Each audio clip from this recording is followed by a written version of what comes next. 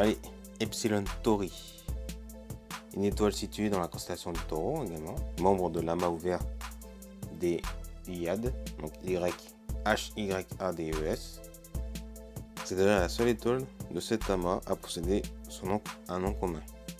Bon, ça, on y passe. Donc c'est une étoile de type spectral G, magnitude apparente plus 3,53. Elle est située à 155 années-lumière du système solaire. Tels les scientifiques la voient, elle était il y a 155 années. Elle reste quand même celle de l'amas de l'Hyade, elle reste celle qui est la plus brillante quand même. Elle également, elle possède un compagnon de magnitude plus 11, donc voilà, donc c'est Epsilon 2, séparé de 182 secondes d'arc. Donc je vous envoie vers le lien vers la vidéo de Florence Porcel qui explique les secondes d'arc. Très bien expliqué d'ailleurs. Et bon, alors là, c'est un peu technique, mais je pense que si vous allez sur certains sites ou le site que j'avais mis également dans la première vidéo de l'Observatoire de Paris, mais de l'Observatoire de vos villes respectifs, si il y en a, elles sont entre guillemets espacées de 8600 unités astronomiques de distance entre elles, et ils ont une période de révolution de moins 500 000 ans. Ouais, badass, vraiment badass. Allez, la suite. Gamma Tauri, donc une étoile de la constellation du Taureau. Elle aussi, elle fait partie de l'amas de l'Hyade.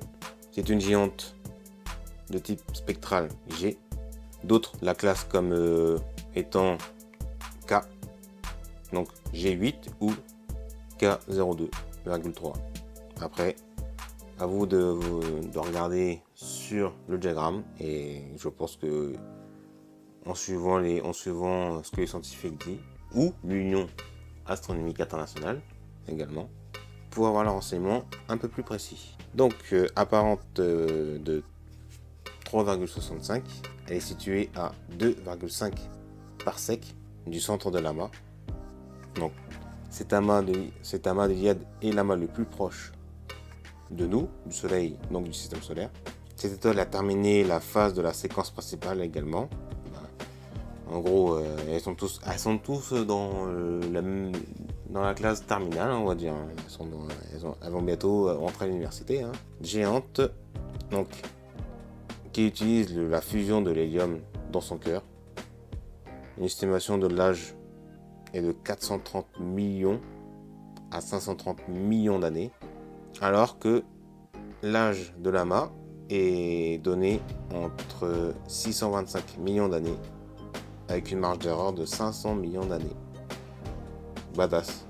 Il rigole pas le taureau. Avec les barons, il rigole pas. Cheveux d'or et qui pète. Il pète celui-là. Ouais, je le kiffe. Mais il apparaîtrait quand même que Gamma Tauri serait environ à 154 années-lumière de nous. Un rayon stellaire de 13,4 fois celle du Soleil. L'étoile est environ 85 fois plus lumineuse que notre Soleil et 2,7 fois plus massive. T'as la puissance du chevalier d'or du Taureau, ça rigole pas. Ces étoiles, elles sont pas venues en classe terminale pour manger des churros. Elles sont pas là pour enfiler des perles.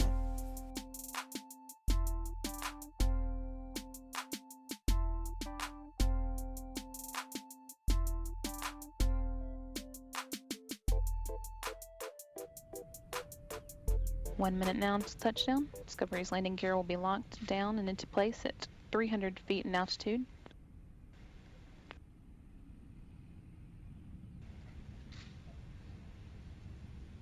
It's currently 3,500 feet and traveling at a rate of 370 miles per hour.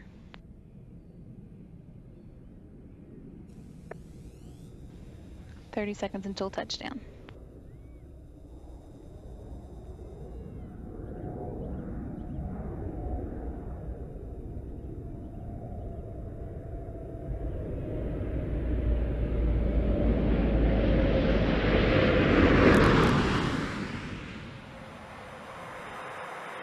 Main gear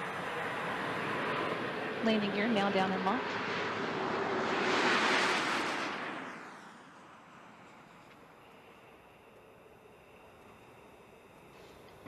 Main gear touchdown.